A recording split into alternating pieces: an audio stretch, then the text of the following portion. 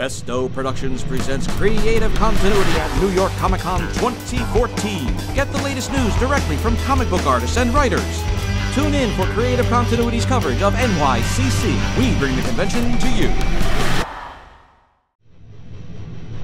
I'm Yana Aronova with Creative Continuity at New York Comic Con with Donny Cates at the Dark Horse booth. Buzzkill is one of my first books at Dark Horse. It was about a guy who got powers from drinking and doing drugs. The plot of it is he had to get so powerful for something that he actually blacked out. And when he woke up, there was a city destroyed and thousands were dead, but he had no idea why. He had a hangover and he had no idea why. And so the plot from there was, because of that incident, he decided to get clean and go through the 12 steps. And just because he wanted to walk away and get sober, that didn't mean that his villains were just going to let him walk away. So despite its superhero trappings and stuff, it was actually kind of a pretty serious look at addiction just through the lens of a comic book trope. How did you come up with that superpower of, from drinking alcohol and doing drugs? Is that from personal experience or I'm a somebody? massive drug addict. Okay, good to know. Good to know. No, my co-writer on it is actually the drummer of the band Toadies. And we're just really good friends, and we just, at a bar talking about it, we came up with the germ of the idea about if someone got powers from something like that. And the easy way to go with something like that is to make it really funny and make it him being a goof and stuff. But we really, the more we talked about it, we wanted to be really respectful of anybody who had gone through that or lost somebody who had gone through that. So I actually started going to AA meetings and doing research and stuff, and we actually took it really, really seriously, and I think the book was better for it. Each of the steps are in there, and doesn't necessarily have the ending that is typical of a book like that, but it's called Buzzkill for a reason. Well, that's why I had to ask, because that's a very interesting idea. Yeah, sometimes those stories aren't pretty. And sometimes to make them pretty would be a lie, and something that's, not honest, and sometimes that stuff can be pretty ugly. Is there anything else that you're currently working on? The sequel to Buzzkill, it's going to be an ongoing, so it's my second ongoing. Buzzkill is just 4 issues, so these are going to be for a long time. It's not really a sequel, it's just set in the same universe, a lot of the same characters come back. So the Paybacks, it's... So what if you wanted to be a superhero, right? But you're not super rich like Tony Stark or anything. You can't afford an invisible jet or a suit of armor or anything. So in this world, there's a guy who can give you a loan to become one, right? Now, what if you can't pay it off? Who could he possibly send after you to collect it? Well, that's who the Paybacks are. The Paybacks are a group of C and D-list heroes who themselves are in the service of working off their own debt. Repossessing other superhero stuff. So this big wacky universe, people breaking into bat caves and shit and stealing stuff. It's super silly. I love it. Again, another interesting idea. Yeah, I like taking superhero stuff and just playing with it. And deconstructing is the wrong word, because I don't think genre needs to be deconstructed. I think it's pretty perfect. But there's definitely little avenues in there, little pockets to play with that haven't been tackled yet. So. But I love that, because you intertwine it with situations that could happen in real life. Absolutely, I'm very flippant about it because it's a very goofy book. It's really funny. But debt's a really big problem with people like my age and yours, I'm sure. There's a message in there somewhere whereas in Buzzkill, the main character just wanted to do the right thing, but it ended up being at his own at the risk of his own life.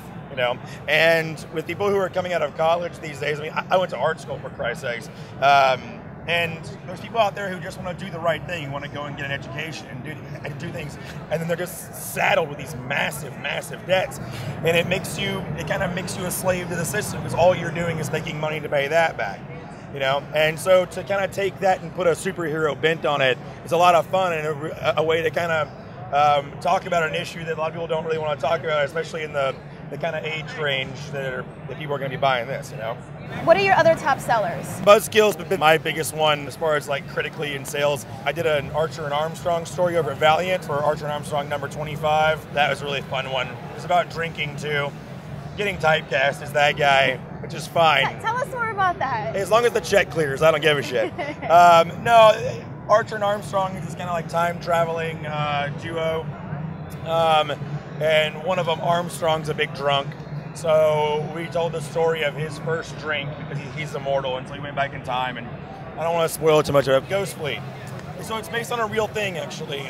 Whenever the government needs to transport like secretive or hazardous stuff, they hire out this fleet of big rigs, big trucks, and the drivers don't know what they're hauling. They don't know where they're going, and it's all very hush hush and shadowy.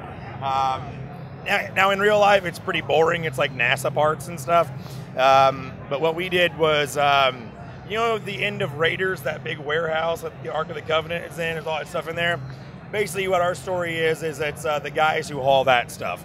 And so yeah, it's a big rig action conspiracy black ops horror thriller.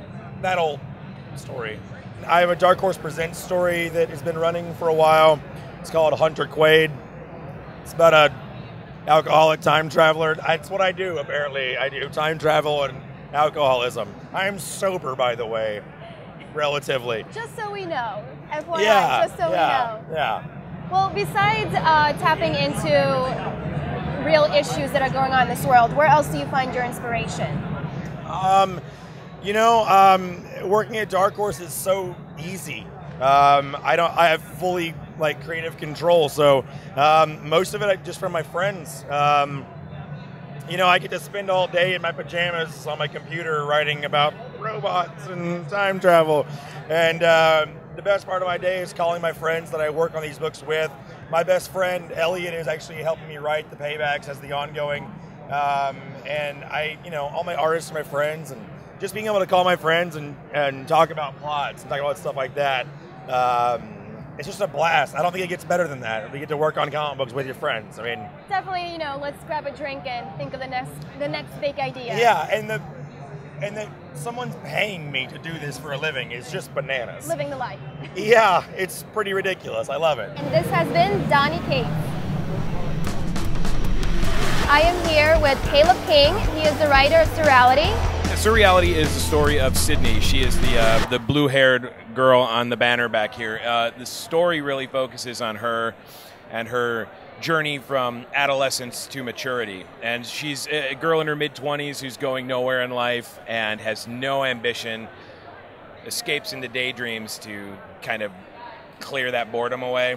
And in one of these daydreams, she encounters her own subconscious, which tries to push her to do anything with her life. And so it's funny, it's witty, it's dark, it's basically that transitional period, like I said, from adolescence to maturity, where everybody has to decide what it is they want to get out of life and then to actually pursue that. I can definitely relate to that, something that everyone goes through in their 20s. Absolutely, absolutely. And I think there's a universal struggle there, not necessarily specifically in Sydney's details, but enough of the general idea of the awkwardness of not wanting to fail and just figuring out love and all of the awkward, painful, really messy, gooey parts of your mid-20s. So, is there anything else that you're currently working on? I work on a book called Past Tense with my friend and partner Andrew Day, and that's a great story about a godlike being who is here on Earth, who has been abandoned by his own people, and he loves scotch and cigarettes and whiskey and just wants to be left alone. And the Earth doesn't want him there, like the spirit of the Earth, so to speak. So it's raising up super beings throughout history to kind of destroy him. And he, like I said, he just wants to be left alone. He's a jerk. Nobody likes him. So it's kind of following his story throughout history. So you've got like what's going on in modern day, but then you've also got what's going on in the past that kind of backs up what's happening today. So it's a layered story. It's fun. It's vulgar, violent. It would be an HBO show. So what's a good way to sell it? That's a great way to sell it. HBO. It's like Game of Thrones, only with sandwiches, and no swords. So. What would you say so far is your bestseller or bestsellers? Bestseller is definitely the graphic novel. We had a Kickstarter back in November of last year, and then went through the process of getting everything printed, which we are glad the Kickstarter was successful. And so now we actually have, this is the first year our book has been here at New York Comic Con, and we've got a lot of books, and they're flying off the table. So it's been good. We're really excited about that. Are there any other projects that you're about to start working on for the future? Right now, we're kind of tied with surreality and past tense, but we are in development of another surreality book that is in the process of being edited and printed and the whole deal. So another one coming soon. You can find us at surrealitycomic.com.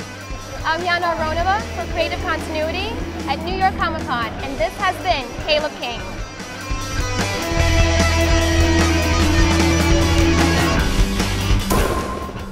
We're actually going to be doing a contest. In the Paybacks, they travel around this big-ass battle wagon, this big-ass van, and we don't have a name for it. And so we're going to give it to the fans, and the best name wins. And we're going to send them some original artwork and stuff like that. Because these days, you can just farm out your books to other people to write, and you don't have to pay them or anything. They just do all your work for you. Sweet. I was going to also mention another... A joke, it was a laugh.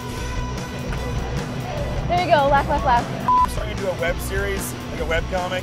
It's called Space Stepdad. It's about a beleaguered stepdad who's in space. It has nothing to do with space at all, just kids hate him. It's really f***ed up. I can say right? I just said it twice. There you go. Yeah, and we're actually going to run that strip in the back of the Paybacks and redirect people there. The messed up thing about it is that Space Stepdad, which is his name, is the sweetest guy in the world, and he's just great. But everyone just hates him. They just shit all over him. It's great. I mean, it's horrible. It's the most bummer thing you'll ever read in your entire life, but it's that's great. What makes it great. It's so good, and it's in space for some reason. Yeah, it's great. Just for the hell of it. Yeah, sure. Why not? Right there.